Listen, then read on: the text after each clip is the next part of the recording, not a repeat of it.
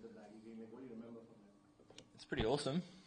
I spent a bit of the time wondering why or how I was there, how it happened so quick. I just remember being really excited, and I think it's similar to semi this week. Like, just there's a level of naivety that you just want to go out and play like you do when you're a kid in the backyard. You just want to take the game on, have fun, and not overthink it. So that's the message to Sam. That's definitely how I felt as an 18-year-old. I was just really excited, and once the kind of game started, you go into kind of game mode, and it's just like any other game. There you go. Yes. So, in terms of like when people say, 19, there's no fearlessness. Do you actually have no fear, like from your memory? I think you still always want to do well. I mean, I was saying this to Sam the other day. I remember as an 18-year-old, I was thinking I got a lot more leeway because I was young, almost publicly. So I almost felt like if I didn't have a great game, it wasn't my fault. It was the selector's fault for picking me. I was like, well, they're the idiots that picked an 18-year-old. So I just, you're so young starting out your career. It's Boxing Day. It doesn't get any better than this. So just enjoy the moment. Yeah. Up the back there, sir. Yeah. Pat, so far in this series, your bowling attack has been able to keep quiet the likes of Virat Kohli, Rohit Sharma, Pant, and Gill. Do you think that has been the reason for somehow, the India is still not leading the series that they have done so well in the last few seasons? I think it's a big part of it. It's been a series where, for the most part, ball's dominated bat. Obviously, the guys that you just named there are some of their key players. So, if you can keep the majority of the batting lineup quiet, you're going to win most games. Really happy with how it's been going. With each game, you tinker your plans a little bit as you get more information, but pretty happy with how it's all going. So sometimes do you suspect that the law of average will come into place in the last few matches? I really hope not. But they're good players, so no doubt they'll throw some challenges at us at some point. Pat, can you just talk us through the situation with Travis? He's definitely going to play, and if he does, maybe carrying something in to have. Yeah, Trav's good to go, so he'll play. Just ticked off some final things today and yesterday. No stress, no kind of worries about injury with Trav. So he'll go into the game fully fit. I don't think you'll see too much management of him throughout the game. He just kind of plays as is, but maybe around fielding, if he's a bit uncomfortable, we will. But he's, fully fit. Just back to Sam and being a teenager. Can you think about how much more is in your head playing cricket as a 30-year-old than it was when you were 18, 19? Yeah, I think there's a lot of good and a lot of, sometimes some clutter as well. I was thinking, someone like Usman's twice his age down the other end. I was thinking about that the other day. There's so much value in having experience, and you've seen everything before. But there's almost just as many positives in having that freedom and naivety just to go out and see the ball and hit the ball. So I think they both have benefits. Like in my debut, I remember trying to hit Dale Steyn over his head for runs, and I just thought that made sense at the time. Now I look back and it's like, geez, I would have been crucified if that didn't come off. So there is, I think there is some benefits in that naivety. How does this pitch out there look for the ones you've had in the last couple of seasons? Do you think having a very hot first day is going to change the dynamics of the test match? Pitch looks really good. Quite consistent to what it has here for the last few years, I think. A bit of grass coverage, feels nice and firm. So they've done a great job here for probably the last 5-6 years with their pitches, and I suspect the same this year. See how the heat changes it. I don't know really. We'll get to the ground tomorrow and kind of assess. But it looks like a good wicket. Pat, can you just confirm that there's two changes between Constantine Sweeney and Oliver Hazelwood? Yep. And just you touched on the heat there. How much does that come into your mind? At 40 degrees, I know it's cricket, but it is extreme when you are deciding whether to bat along. How much of a factor is that? I think it's another layer. So we'll get to the ground tomorrow. You look at the pitch. You get a bit of a sense of what the day is going to feel like, and then you kind of make a decision from then. So I think it is a factor. Last week in Brisbane was hot, which he's kind of a bit of a tick. Starkey and I bowled a lot in the heat and lino and got through it fine. So I don't think it scares us too much. But yeah, we'll wait and see. 39 can get pretty hot. Roger, over here on the right. No, I'm good. Oh, you good? Where were we? I'll go down here. Pat, you've had a look at the pitch for the last 2 days. There's some grass cover, but do you reckon spin will play some sort of role there? How much role do you think spin is going to play on the surface? In your assessment? Yeah, I think it's just a really well-balanced wicket here at the MCG. Nathan Lyon's had some success here, certainly plays a role. So, yeah, wouldn't be surprised if there's a little bit on off for spin. Over back there. Sam? Had played with Trav for a long time. Just what kind of form do you think he's in at the moment and what he's shown throughout his series? Yeah, it feels like the last 12 months he's been in this unbelievable kind of vein of form and he just keeps going on with it. So he's hitting the ball really cleanly. You can see the pressure that he shifts back onto the opposition, literally from the first ball that he walks out there.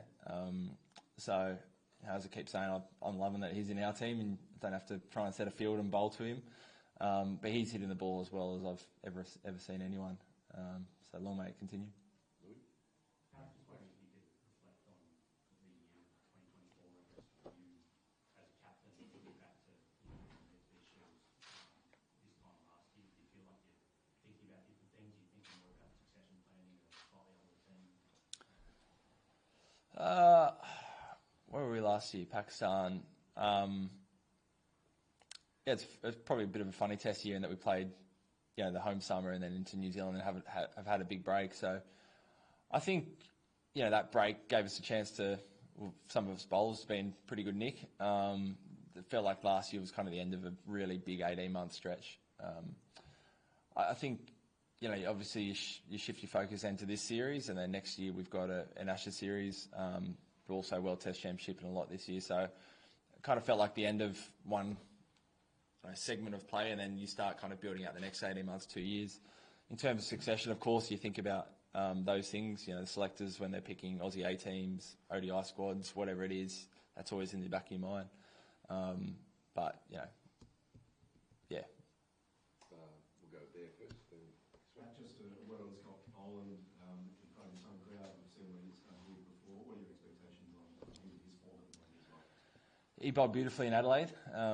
Whenever he gets his chance, he steps in and looks like he's one of the best bowlers in the world, basically, whenever he plays. So expecting much the same. He loves bowling here. He's obviously played probably more than anyone else here at the MCG in our team. So he's prepared really well. It was pretty awesome that, even with an unfortunate injury like Josh says, you can have someone like Scotty to come straight in seamlessly. a few more here, so we go 1, 2, 3, and up the back. Pat, the fact that India has won last of the 2 test matches here, and do you think that Indian captain will be under pressure that he has not scored runs? Look, hard to say. It was a good test match here a few years ago. I think Rahane got 100 from memory. It always seems like a Boxing Day every year is a cracking test match. Last year was a great test match against Pakistan as well. So, expecting another great week. In terms of pressure, not for me to answer. Taking you from that question, a team that is in transition with your opposition and some of the big boys are not in great form, is that gives Australia the best opportunity if the team is in that susceptible frame of mind, a lot of top order not performing, does it give an advantage to the home team? I don't know. I think every team always has something they're kind of grappling with or trying to improve on.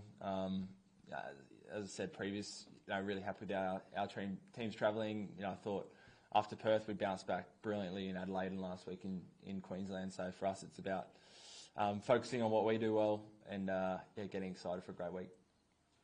Pat, the weather looks pretty good. Are you expecting finally just a more normal test match, or just given the way this series has gone, is it expected unexpected? Oh, look, I'd hope so. Brisbane was one of the weirdest kind of weather test matches I've played in. So, it'd be nice that that's not as big a factor and you just go out and play, especially with a packed house on day one and for most of the tests. It's, hopefully no kind of delays. What are the things that you enjoy in being a captain? Because some captains just do on-field tactical stuff, and you've gone much beyond that. On-field, sitting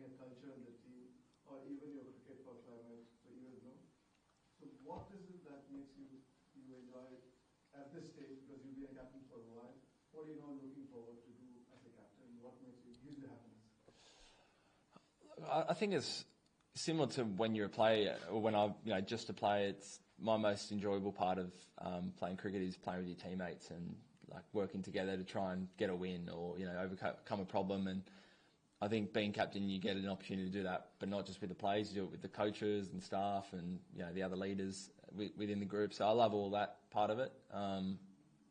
Discussions around how we're going to go, style of play, what does our environment need, and helping shape that, with the team around me. I've always enjoyed that part of it. And I think the other layer is seeing some new players debut, seeing Nathan McSweeney debut, seeing, Sammy Constance debut.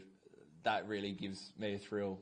And, just seeing guys kind of, you see the people behind kind of the cricket player and how much they put into it. So when they go out and hit 100 on Boxing Day, you feel that even more, I think, as captain. Just happy for them.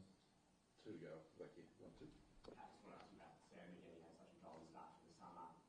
From the few days you spent with him, you seen what the hype was all about. Yeah, I've played a one day with Sam for New South Wales as well. He didn't play, but he was down there, so I spent a bit of time with him. He's great. Just quite relaxed, good fun. Happy to take the